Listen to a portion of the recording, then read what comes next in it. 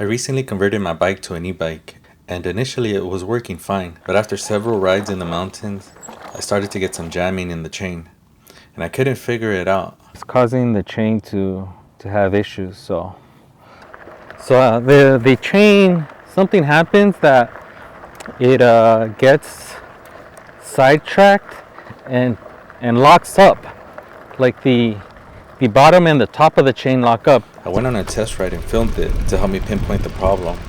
After looking at the footage, I finally saw the problem. The chain is getting pulled up. Apparently it's called chainsuck. It's when the bike's chain gets jammed up and wraps around the front chainring instead of disengaging. It usually jams up for me under heavy loads. So this is what I'm coming into. This can happen for a lot of different reasons, and in my case it happened because the chain links were very dirty from all the mountain riding that I've been doing. After cleaning them with water and applying dry lube, I was finally able to ride safely without the chainsuck.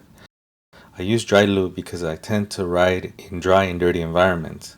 I'll have to routinely lube the chain to avoid the problem in the future, especially when doing a lot of dirt riding. That wraps up the chainring e-bike saga that had me racking my brain for way too long. I'll see you guys next time. Okay, mission aborted until the chain issues have been fixed.